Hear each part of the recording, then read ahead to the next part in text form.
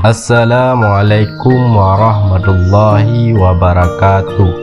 Hai sobat beriman, dimanapun anda berada, saya doakan semoga selalu dalam lindungan Allah Subhanahu wa Ta'ala dan dimudahkan rezekinya, amin ya rabbal alamin.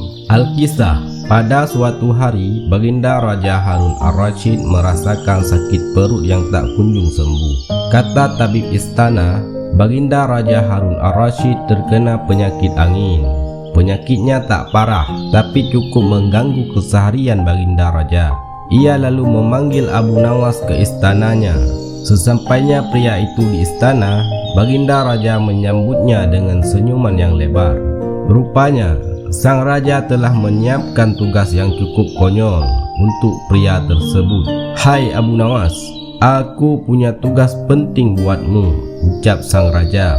"Wahai Baginda Raja Harun Ar-Rasyid, tugas apakah yang akan engkau berikan pada hamba?" Jawab Abu Nawas.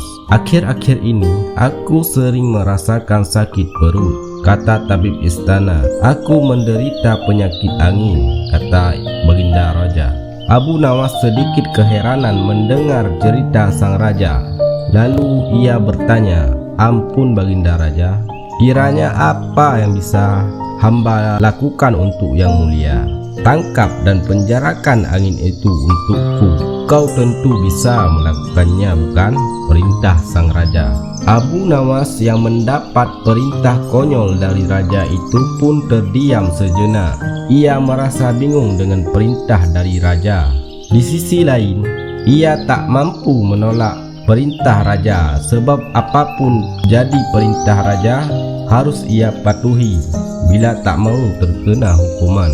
Setelah berpikir sejenak, akhirnya pria ini menjawab, "Baiklah yang mulia, akan hamba coba untuk memenjarakan angin," ucapnya, "meskipun belum tentu tahu cara untuk menangkap benda tak kasat mata itu. Aku beri engkau waktu 3 hari untuk menyelesaikan tugasmu." "Betapa baik hatiku, hahaha," ketawa Baginda Raja.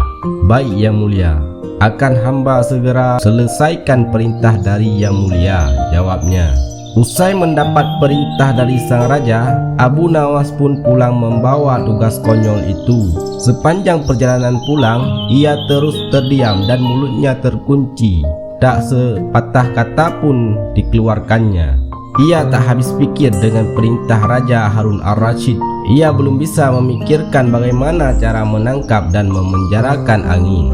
Menurutnya, angin adalah benda yang tak berwarna dan tak dapat dilihat. "Bagaimana bisa aku menangkap angin yang bahkan tak bisa kusentuh itu?" tanyanya dalam hati.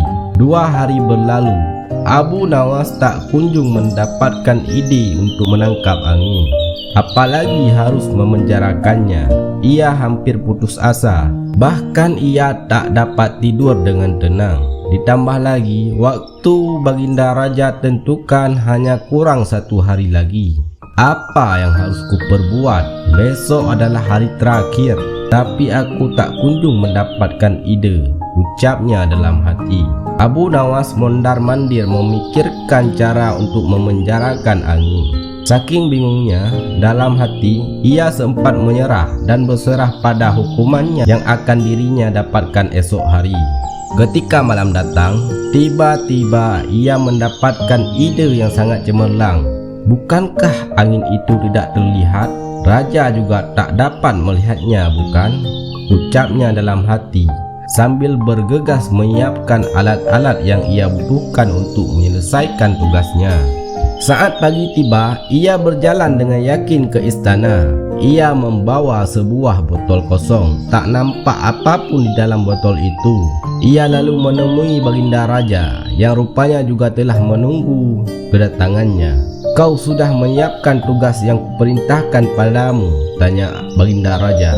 "Tentu sudah yang mulia," jawab Abu Nawas sambil menyerahkan sebuah botol kosong pada Baginda Raja. "Mana anginnya?" tanya Baginda. "Ada di dalam botol ini yang mulia," jawab pria cerdas itu dengan senyuman. "Benarkah? Kenapa aku tak bisa melihat apa-apa?" tanya Baginda Raja kebingungan. "Ampun Baginda, siapapun tak akan bisa melihat angin. Akan tetapi, jika ingin tahu angin, tuan harus membuka tutup botol tersebut terlebih dahulu. Jawab Abu Nawas meyakinkan sang raja. Setelah membuka tutup botol, baginda raja mencium bau busuk. Ia lalu murka kepada pria yang membawa botol tersebut. Bau busuk apa ini? Kau meracuniku, bentak sang raja. Ampun baginda, tadi hamba buang angin. Lalu hamba masukkan ke dalam botol itu. Karena takut anginnya keluar, maka hamba memenjarakannya dengan menutup botol ini.